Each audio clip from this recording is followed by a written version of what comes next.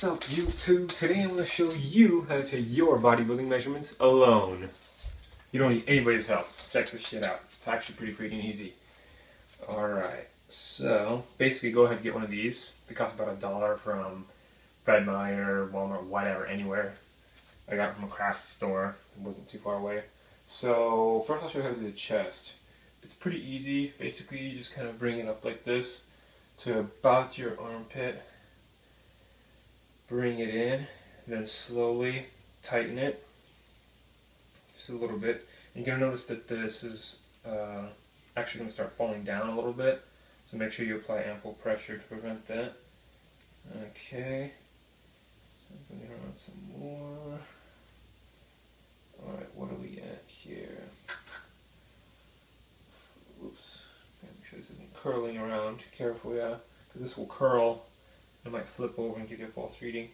Okay, so you want to measure your chest about nipple height. I do a little bit above the nipple because I believe that's like the peak where my chest is located at. I think you should always be measuring at the peak because that makes sense. That's the biggest point and you're always looking for it, and it'd be easier to measure it in the same big spot again. But remember, always do measurements the same way. A lot of people do measurements slightly different from you, but it's just important that you just do them so you know where you're at. Anyway, let's see here. So it looks like I'm about 41. So when you're doing this, you have to make sure that measuring tape is on, like, not very tight, but on just to the point where it's about to fall off, but not. So just apply a little bit more pressure, so it's basically just coming in contact with your skin and not like, you know, not like leaving indents. So as you can see, I have it set up here. It's about 40 and a half. And you want to kind of relax your arms, bring the arm a little bit more in, because you don't want to be like, you know, getting a false reading. Alright, looks about right. See, there you can see the back.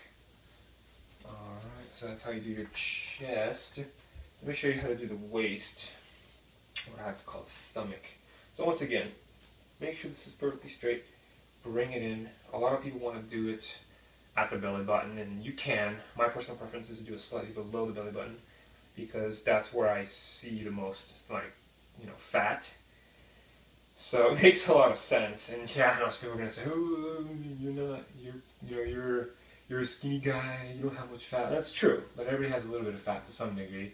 I'm about 14%, and you know, you can still see a little bit. I can't see the lower parts of my abs. I can only first top two. So anyway, I'm doing it a little bit right below the belly button. And like I said earlier, don't put too much pressure, just enough to where, you know, it'll be around you, but not too much. Okay. I'll make sure this is the same height too. Alright, so it looks like it's about 32. Alright. Wasn't too bad. Okay, now we should do the thighs. So, a lot of times people measure one area in the thigh. I recommend measuring two, because one, you kind of want to know where your quadriceps are at, you know what I mean? Because they're kind of different thicknesses, you know, as you go up, and it gets kind of weird. So what I like to do is, I'll measure at the top here. Okay.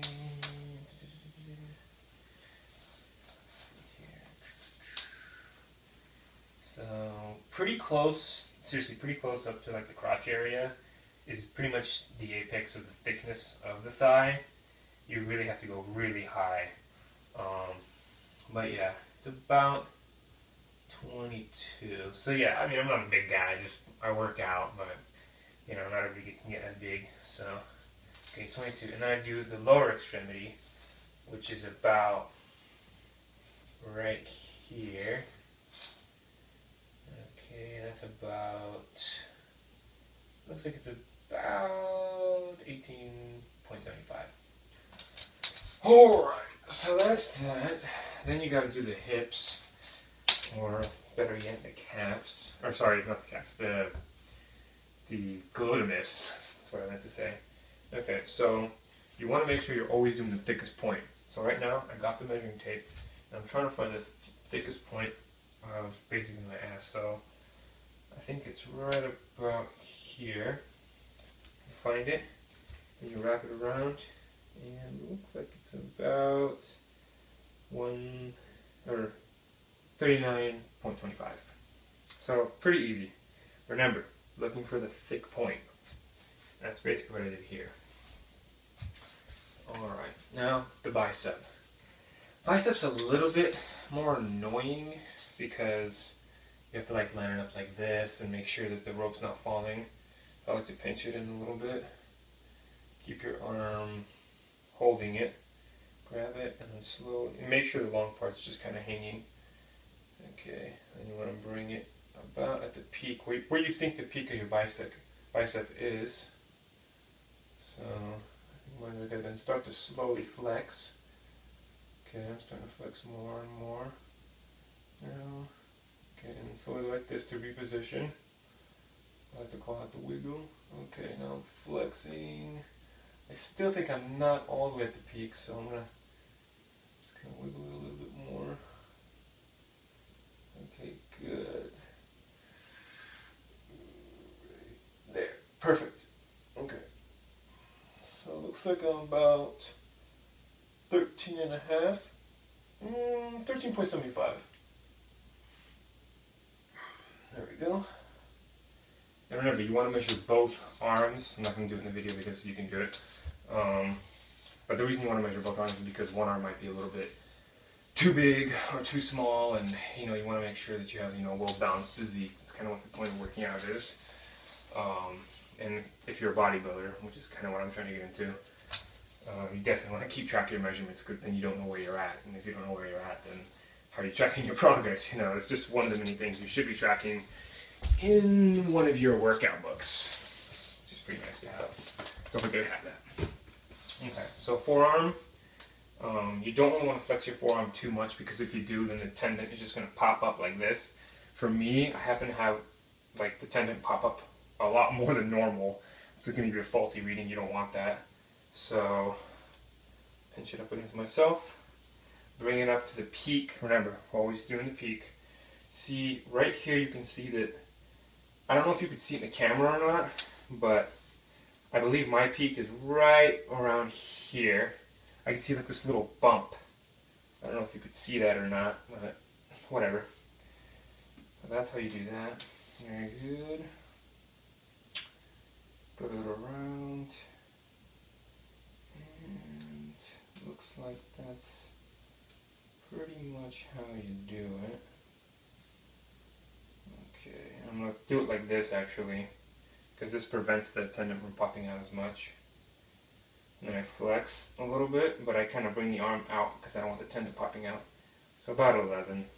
But yeah, so you do that. Let's see what else we got. So okay, calves and then neck. I'll do neck first. So neck is sort of troublesome because you can't really see what you're measuring. So once again, put it behind. Bring it about at the height of the Adam's apple. That's what I like to do because it's the peak. Okay, and bring it in. Then the little metallic part that you use to basically know where you're at.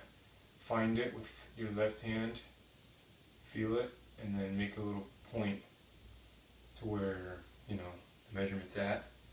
And there you go. So I'm about 14 and a half, a little bit more. Okay, and then calf. Calves are probably one of the easier ones because you can just see them, right there. Okay. And once again, measure at the top point. Okay. And that's looking like it's about 14. Now we're doing the calf, and it looks like the calf is at about 13, almost 14 inches. Alright, so yeah, basically I want to hear from you guys. Just like, subscribe, comment, ask questions.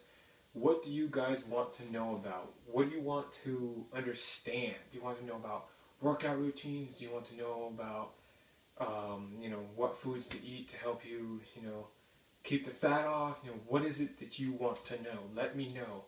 Go ahead and comment. I'll answer all the questions thoroughly on any comment. Yeah. Let's see here.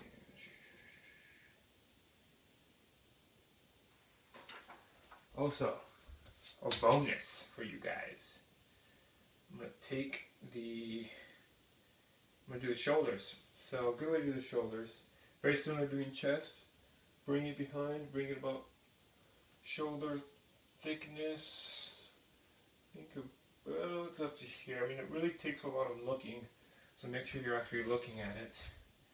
And you bring it in, take it to one hand, and slowly restabilize.